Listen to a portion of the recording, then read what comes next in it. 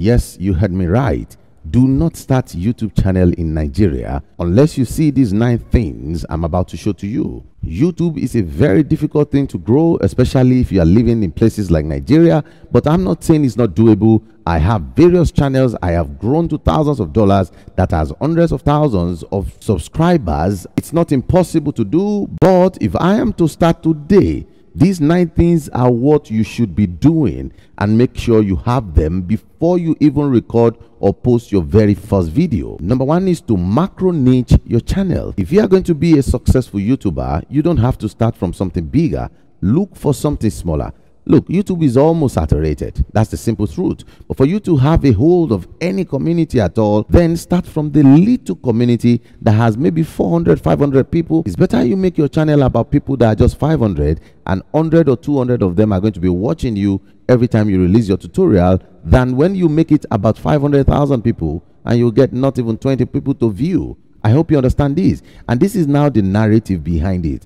Big YouTubers will not go through keywords that are not heavy. Most of them are already targeting what is called browse traffic. So they are no longer looking for search traffic. But for you who are starting newly and have no subscriber, you have nothing on a brand new channel, make sure you niche to the macro of whatever industry you are going into. Let me give you an example. If you are in the health niche, health is broad, then you can stream that down to ask yourself the question, am I targeting health for men, or health for women, or health for children? So that streams it down. So let's say, for example, you say, okay, I'm going after women. Then you have to start asking, am I going after women that are pregnant or the ones that are not pregnant? Then you say, okay, I'm going after women that are pregnant. You can still go down and say, am I going after women that are pregnant and already have children, or first-time mothers? You see that? And then you choose one. Okay, I'm choosing first-time mothers. Then you can still go ahead and say, am I going after women that are wives, that are first-timers in pregnancy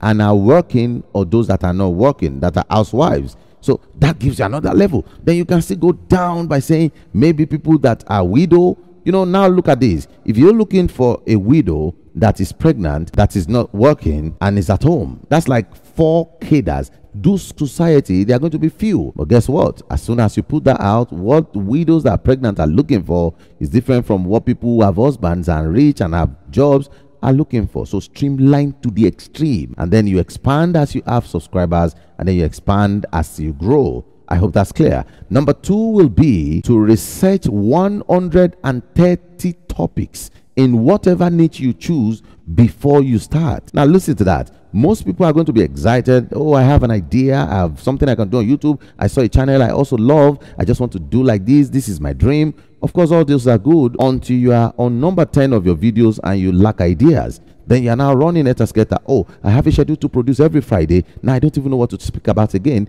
because 130 topics is a lot. But then if you have done the research while you are not under the pressure of getting views or subscribers, then you can thoroughly go through things and write this down in a sheet. Okay, number 3 will be camera presence and voice presence. Whether you are doing a face channel or a faceless channel, unless you are not the one voicing and sitting in front of camera, then you might be safe. But if you are going to be the one to sit in front of camera or to read the script as a faceless YouTube channel, then you need to learn. You have to learn punctuations. You need to drive emotion with your voices. You need to be able to convey what you're feeling to whoever is watching you. All of this is powerful. You have to be able to do it. And then how about your presence on camera? Are you going to sit this way and be timid? Are you coming closer to the camera? All of these things you have to know. You have to be comfortable with it. A lot of people are not going to be comfortable with sitting in front of the camera. You have to learn. Nobody brought this from heaven, I can tell. It's all about training. But then, even if you are not at your best yet, don't let anything delay you. You can start like that, but ensure you are learning to be better at it. Which takes me to number 4. If you want to be successful on YouTube, thumbnail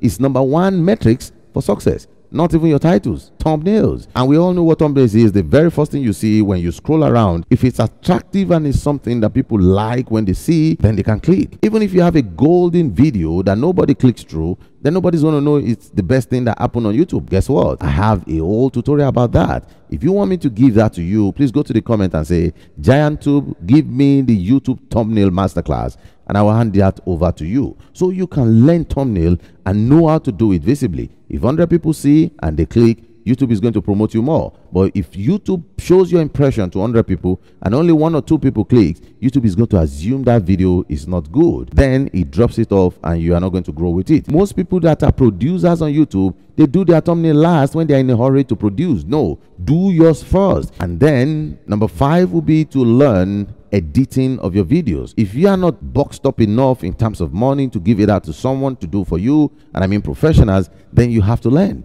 So learn it before you start. Don't learn while you're at the job. It's going to impact your channel very badly and you may not recover on time. Remember, the competition on YouTube is huge. Start while you're at your best, not when you're at your worst and you're trying to learn. 5 years ago, you can do that. 7 years ago, you can do that. This year, you can't try that to start and learn. It will take you years upon years before you can grow. So you need to be at your best before you click your first record and publish. And then number 6 will be what we call B-rolls. B-rolls are what comes in between your videos to expatiate and say more about whatever video you are saying. You have to practically shoot B-rolls based on your own niche, because there are free places that you can get that. If you go to pexels.com, for example, and then you can type any keywords there, it's going to give you videos that are like 30 seconds long, 20 seconds long that you can use. But there are some of the niches that will not have any of these. But then you still have to produce as well. So what do? Shoot your own B-rolls by yourself. So either you're shooting your camera angles, you're shooting the sky, you're shooting whatever. If it's a recipe channel, whatever you're doing, just make sure you get that sorted before you start the real deal. And that takes me to number 7, which is setting up a landing page or a website. Most people will miss this. Let me tell you, everybody that are watching you on your YouTube channel, you don't have access to their emails. Email is one of the most powerful way you can make money online, simply because you have direct access to people who already have a feel of who you are. So when you are starting your channel, pick up the channel name and use it on Google as thechannelname.com. I hope that's clear, so that every other time you can link back that in your description of your videos. People are going to be clicking on it, because writing your video this way, you can as well tell them, oh, I have a gift for you, go to the description below and then you'll see the link, click on it, and while they are clicking that, you can collect their emails while you give them the freebies you are giving out. But then you have their email. Any other time, maybe you have a new video you want to send out to them, you have something you want to sell, you have a course. It's easier for you to have those, because if you just put it on YouTube, it's going to get it regular 2,000 views. And then how about the 1 million people that had seen you before? How about them? And that takes me to number 8, which is for you to record in batches.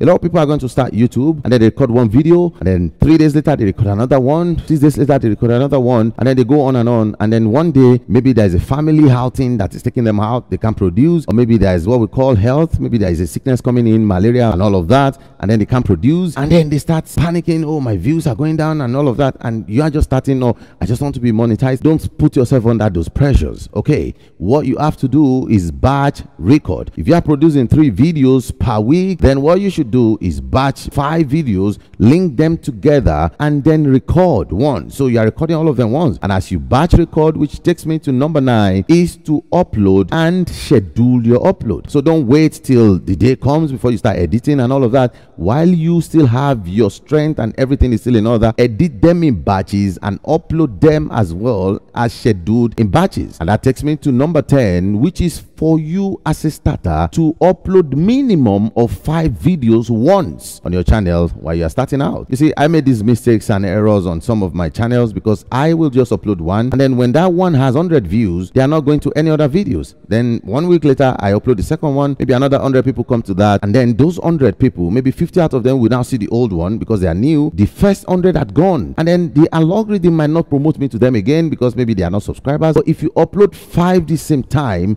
and you link those 5s together, so at the end of every of the video, you recommend the next one. Remember, you did 130, so you know how to bring them together. So you recommend the next one. Whatever one they have seen, they have something in front to watch. So that's a cycle, and YouTube is going to be like, this is good. A lot of people are watching from one video to the other, and that's what we call section time on YouTube. As soon as you can pull that section time, YouTube is going to recognize that and start promoting you heavily, and that's what you want. And when you have published this way, I'm sure you are thinking, until you get 1,000 subscribers and 4,000 watch hours before you can make money. No, that's not true, because number 11 is for you, before you even start, to get your affiliate links ready and your courses if you have courses to sell. Get them ready. And there are numerous ways you can make money on YouTube as a new beginner without necessarily monetizing for YouTube ads. How do you do this? Look at this tutorial here. I treated all. Click it now and learn that immediately. Let's go.